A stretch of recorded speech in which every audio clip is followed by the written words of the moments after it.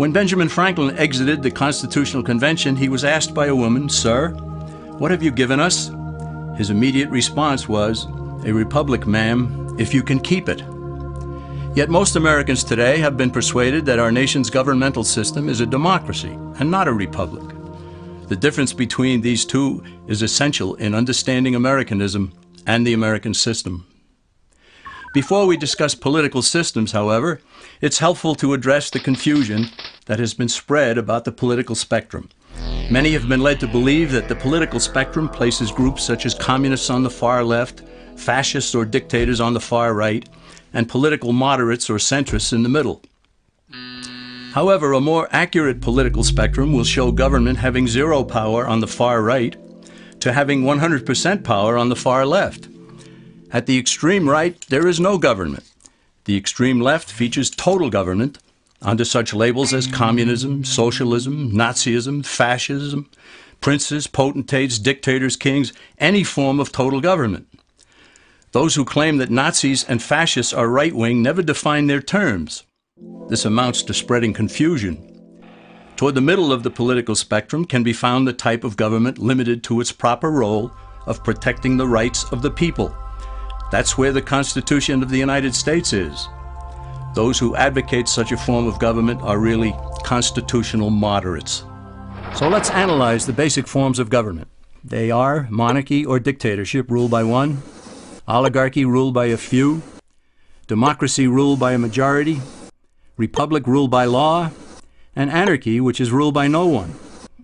In discussing these five, we'll see that they can be narrowed down to even fewer. Looking first at monarchy or dictatorship, this form of government doesn't really exist in the practical sense. It's always a group that puts one of its members up front.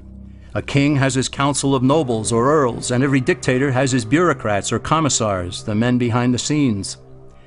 This isn't ruled by one, even though one person may be the visible leader. It's ruled by a group. So let's eliminate monarchy, dictatorship, because it never truly exists. Oligarchy, which is ruled by a group, is the most common form of government in all history. And it is the most common form of government today. Most of the nations of the world are ruled by a powerful few, and therefore oligarchy remains. At the other end, we find anarchy, which means without government. Some people have looked over history and found that many of its worst crimes were committed by governments. So they decided that having no government might be a good idea. But this is a mistake, because as the ancient Greeks stated, without law there can be no freedom. Our founding fathers agreed and held that some amount of government is a necessary force in any civilized, orderly society. In a state of anarchy, however, everyone has to guard life, liberty, and property, and the lives of family members. Everyone must be armed, and movement is severely restricted because one's property has to be protected at all times.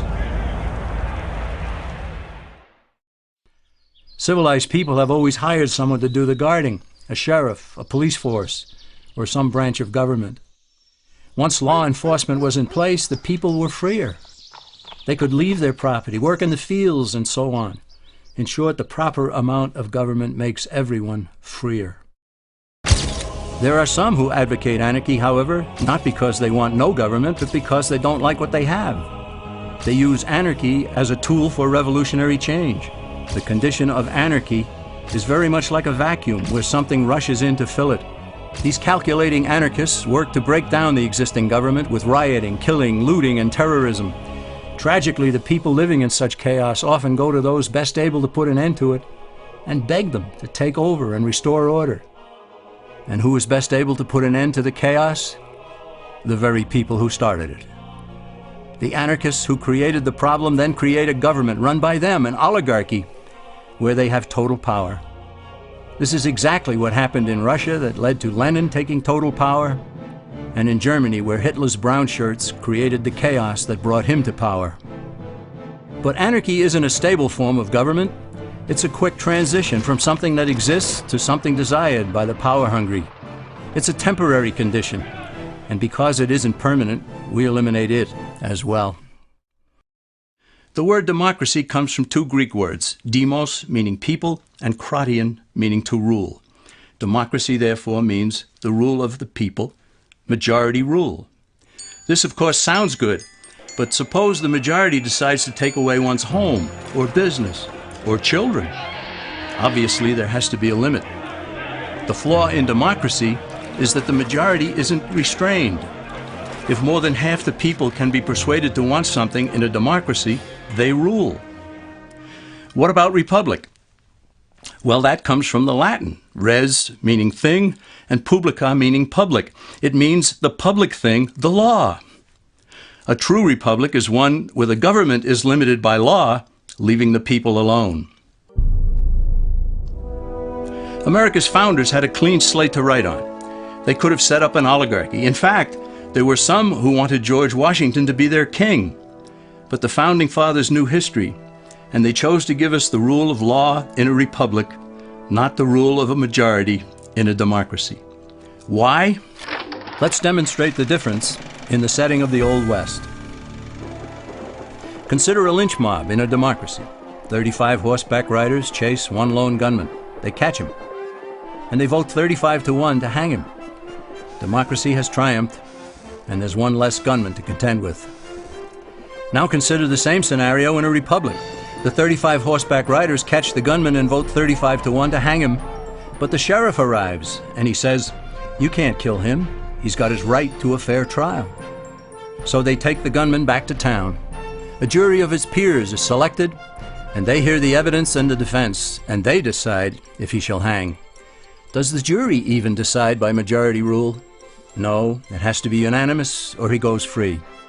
The rights of the gunman aren't subject to majority rule, but to the law. This is the essence of a republic. Many Americans would be surprised to learn that the word democracy does not appear in the Declaration of Independence or the U.S. Constitution, nor does it appear in any of the constitutions of the 50 states. The founders did everything they could to keep us from having a democracy. James Madison, rightly known as the father of the Constitution, wrote in essay number 10 of the Federalist Papers, "Democracies have ever been spectacles of turbulence and contention, have ever been found incompatible with personal security or the rights of property, and have in general been as short in their lives as they have been violent in their deaths." Alexander Hamilton agreed, and he stated, "We are a republican government. Real liberty is never found in despotism or in the extremes of democracy." Samuel Adams, a signer of the Declaration of Independence, stated, "Democracy never lasts long. It soon wastes, exhausts, and murders itself." The founders had good reason to look upon democracy with contempt, because they knew that the democracies in the early Greek city-states produced some of the wildest excesses of government imaginable. In every case, they ended up with mob rule, then anarchy, and finally tyranny under an oligarchy. During that period in Greece, there was a man named Solon who urged creation of a fixed body of law not subject to majority whims. But where the Greeks never adopted Solon's wise counsel, the Romans did. Based on what they knew of Solon's laws, they created the 12 tables of the Roman law and, in effect, built a republic that limited government power and left the people alone. Since government was limited, the people were free to produce, with the understanding that they could keep the fruits of their labor. In time, Rome became wealthy and the envy of the world. In the midst of plenty, however, the Roman people forgot what freedom entailed.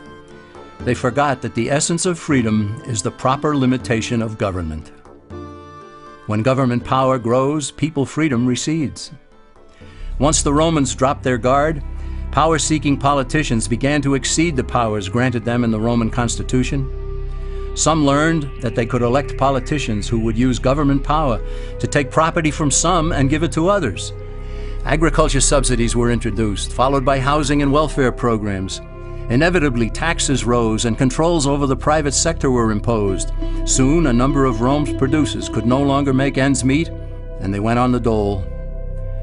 Productivity declined, shortages developed, and mobs began roaming the streets, demanding bread and circuses from the government. Many were induced to trade freedom for security. Eventually, the whole system came crashing down. They went from a republic to a democracy, and ended up with an oligarchy under a progression of the Caesars.